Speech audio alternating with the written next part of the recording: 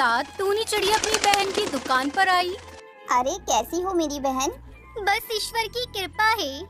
अच्छा, वैसे बहन तुम मुझसे केवल 6 महीने छोटी हो, लेकिन हम दोनों ने अंडे बेचने की दुकान भी एक साथ ही शुरू की थी। मगर देखो ना, आज मैं कहाँ हूँ और तुम कहाँ हो। तब तक आप लोग हमारी इस वीडियो को लाइक और अगर आपने हमारे चैनल को सब्सक्राइब नहीं किया है तो जल्दी से सब्सक्राइब कर लें और कमेंट सेक्शन में जरूर बताएं कि आपको हमारी कहानी कैसी लगी। सब ईश्वर की कृपा है। ये सच है कि मेरी आर्थिक स्थिति बहुत कमजोर है। कभी कभी मुझे और मेरे बच्चों को पेट भर भोजन भी नहीं मिल पाता, लेकिन यकीन मानिए बहन, इसके बावजूद भी हमारा परिवार खुश है। हमें ईश्वर से कोई शिकायत नहीं। मैं तुम्हारी बड़ी बहन हूँ टुनटुनी, मुझसे तुम्हारी ये हालत देखी नहीं जाती। जब अपने बच्चों को अच्छे स्कूल में शिक्षा प्राप्त करते हुए देखती हूँ और तुम्हारे बच्चों को दुकान पर काम करते हुए देखती हूँ तो मेरे दिल को बहुत ठेस पहुँचती है टुनटुनी। बहन, तुमने मेरे लिए इतना सोचा, मेरे लिए यही काफी है। अरे तुम्हें कितनी बार कह चुकी हूँ, तुम अपने उस टूटे फूटे घोंसले को छोड़कर मेरे घर पर रहने के लिए क्यों नहीं आ जाती। ना तो तुम्हारे उस टूटे फूटे घर में पंखा है, ना कूलर है, यहाँ तक कि ओढ़ने के लिए ढंग का एक कंबल तक नहीं है। नहीं बहन, आपके ऊपर बोझ नहीं बनना चाहती। मैंने आपसे कहा ना, मेरा परिवार खुश है और हमें ईश्वर से कुछ नहीं है। अरे देखो टुनटुनी, मैं तुम्हारी बड़ी बहन हूँ, तुम्हारे भले की ही बात करूँगी ना। तुम्हारा वो टूटा फूटा घोंसला जिस पेड़ पर है, वो पेड़ एक हाईवे के किनारे पर स्थित है। आजकल हाईवे के किनारे के पेड़ के दाम अच्छे खासे मिल रहे हैं। मेरी जान पहचान भी है, तुम कहो तो मैं खरीदार से बात कर लेती हूँ। तुम्हें अपने उस घोंसले की अच्छी कीमत भी मिल जाएगी और तुम उससे एक नया काम भी शुरू कर सकती हो और दूसरा घोंसला भी खरीद सकती हो। टूनी की बात सुनकर टुनटुनी चिड़िया गहरी सोच में पड़ गई। तभी टूनी चिड़िया के बगल में खड़ा हुआ जंगल का मुखिया मुस्कुराते हुए बोला, अरे टूनी बिल्कुल सही बोल रही है। टुनटुनी, आज के दौर में कौन सी ऐसी बड़ी बहन हो अपनी छोटी बहन के लिए इतना सोचती है। टूनी दिल की बहुत साफ है और तुम्हारी बहुत चिंता करती है। तुम कुछ दिन और सोच लो और अच्छी तरह समझ लो टुनटुनी, जब तक तुम मेरे घर में आराम से रह सकती हो। वैसे भी हम दोनों बहन है ना। मुझे सोचने के लिए थोड़ा समय चाहिए बहन।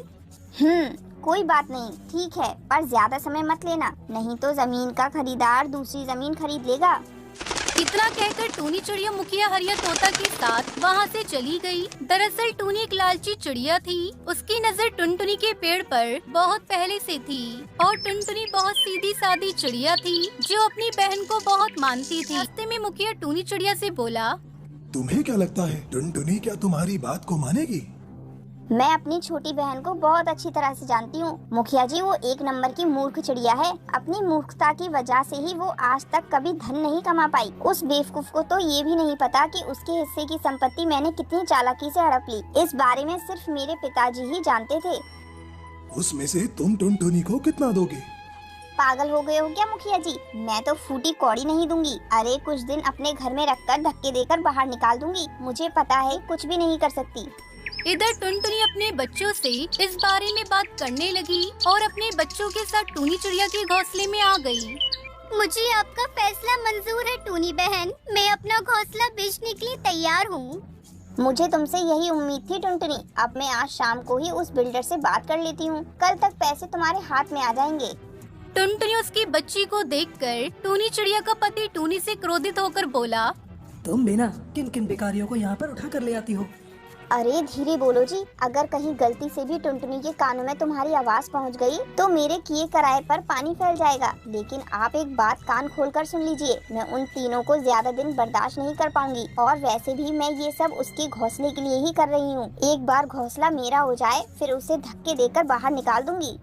टूनी चिड़िया ने वो घोंसला और दुकान लाखों रुपए में उस बिल्डर को बेच दिया। 2 दिन बाद जब टुनटुनी चिड़िया टूनी से बोली, बहन, हमें यहाँ पर रहते हुए 2 दिन हो गए हैं और सच तो ये है कि मैं और मेरे बच्चे अच्छे से नहीं रह पा रहे। आप मुझे पैसे दे दीजिए, हम यहाँ से चले जाते हैं। टुनटुनी चिड़िया की बात सुनकर टूनी चिड़िया गुस्से होते हुए बोली, कौन से पैसे? कैसे पैसे? वो मेरा घोंसला और दुकान जो आपने बेचा था उसके पैसे। अरे मैं तुम्हें बताना भूल गई टुनटुनी, बात असल में ये है कि वो बिल्डर धोखेबाज निकला। उसने हाईवे के बगल की तमाम पेड़ों को धोखे से अपने नाम कर लिया और उन सारे पेड़ों को शहर के जंगल के किसी बड़े अमीर पक्षी को बेच दिया और वो जंगल छोड़कर फरार हो गया। टूनी चिड़िया की बात सुनकर चिड़िया के पैरों तले जमीन खिसक गई। उसकी आंखों से आंसू बहने लगे। टूनी बहन, अब मैं कहाँ जाऊंगी? अरे मुझे क्या पता तुम कहाँ जाओगी, और मेरे घोंसले से निकल जाओ। वैसे भी मेरे पति को तुम्हारा यहाँ रहना अच्छा नहीं लगता। अब चली जाओ यहाँ से।